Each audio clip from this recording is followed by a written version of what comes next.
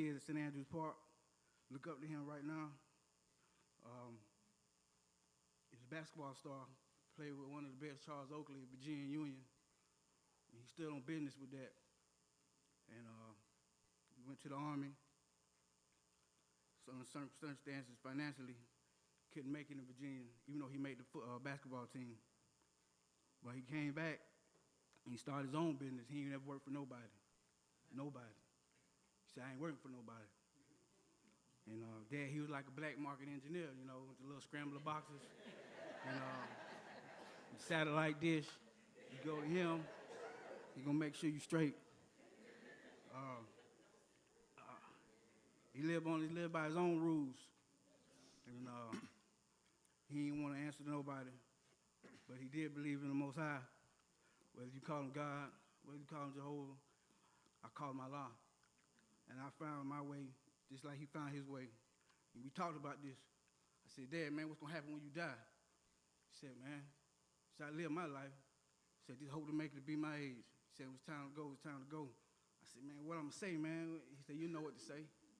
So, Dad, you know, I'm going to have this conversation with you, you know, 10 toes down. You know, when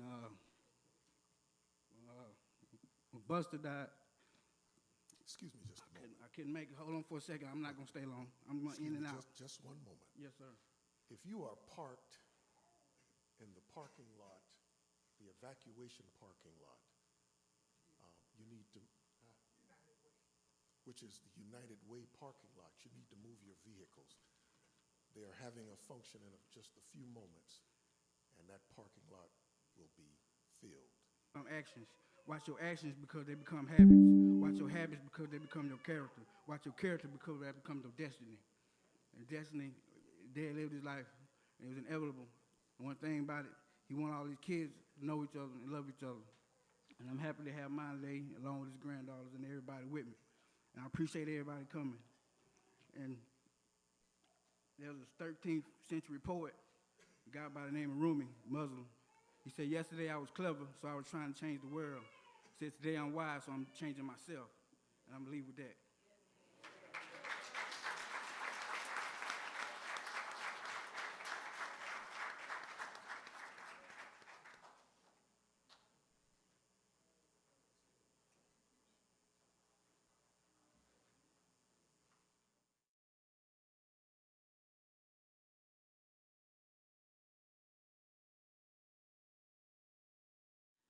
Hello, everybody. I'm Destiny. I'm his niece. Here's a poem I wrote. They called him Chick, one of 9 in a house full of life, the last brother standing, with 4 sisters still here, holding the stories he helped write. A great father of 6 lives touched by his strength, his lessons, his own way of loving. Chick had words for everything. Little pieces of wisdom you'd carry with you long after the conversation ended. And he was funny too, quick with the joke, able to make a whole room laugh when he needed it most. He was sometimes misunderstood, but always loved, because anyone who truly knew him knew his heart. His leaving was sudden, too soon for all of us, but his voice still echoes in the laughter he left behind, and the lessons he gave, and the family that carries him forward. One of 9, a father of 6, the last brother, our Uncle Chick, gone from our sight, but never from our stories, never from our hearts.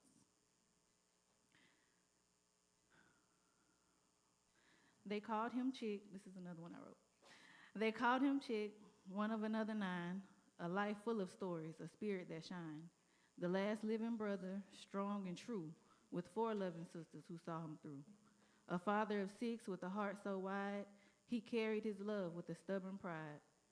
Full of wise words, lessons to give, he showed us all how a real man lived.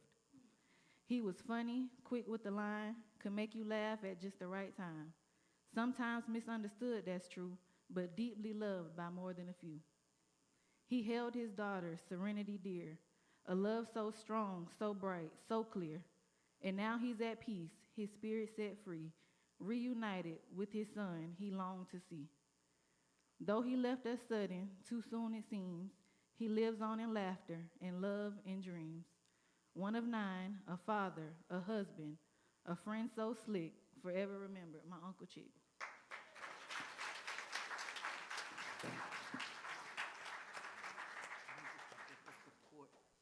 My name is Kari. I know I'm one of his favorite. He was my favorite. I was his. I have so much to say. None of my words is tired.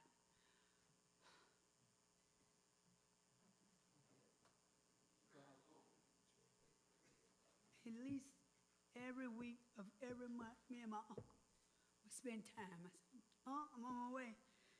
We get in the car. He said, you know you're sleeping at, ain't it? No, I said, well, he said, where I'm sleeping. I said, in the guest room. He said, guess what? That's your room. He would never come to my house unless he could have my whole room. And it didn't bother me a bit. Long as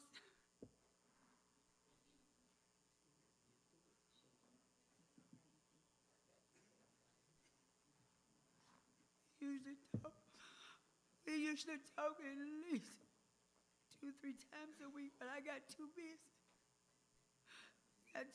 Some kept saying, call me. I hate to cut this short, but I have about 4 minutes to do this sermon Yes. because we have to be at the cemetery. I just want everybody to know my uncle is so proud of his daughters, all his children. Y'all stay together and stick together no matter what. That's what my uncle would want for all of you.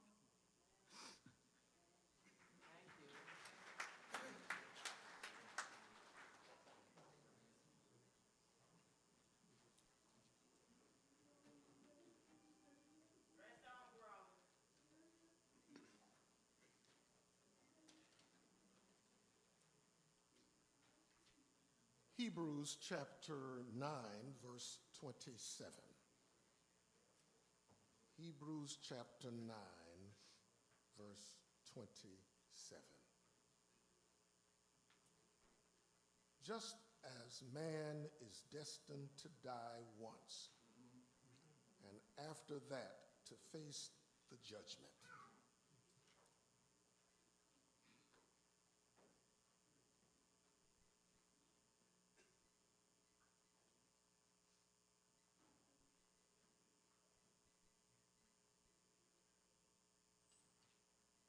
for a few moments, I want to talk from the subject, a divine appointment. A divine appointment. Prior to coming here today, there was a message that popped up on my phone reminding me of an appointment with the optometrist tomorrow. Now, I made that appointment. Had another one that popped up reminding me that in 30 days I have an appointment with my cardiologist. I made that appointment. Now, if I don't keep that appointment, they're going to send me a bill in the mail. But today's appointment was divine. God made the appointment. And he clearly states in the book of Hebrews that it is once appointed unto all humankind to die. So that means as long as we live, we're going to pay taxes, we're going to get hungry, and we're going to die. We were created by God and designed by him to glorify him. So, 4 things I want to lift up for your hearing. A divine appointment. Number 1, you didn't make it. God made it. The time you were born, God made an appointment that he was coming back to get you. And I like what the writer John says. In my Father's house are many rooms. When yours is ready, I'll come and get you. I go to prepare a place for you. Secondly, you will keep it. This is one appointment everybody's going to keep. There's no way around it. You're going to keep this appointment. Thirdly, physical death is inescapable. The great Houdini, the magician, could get out of anything. They would put him in a trunk and throw him in the ocean. And before you know it, Houdini would come up over there.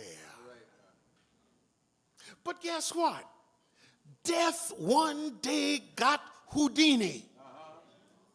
He couldn't escape it.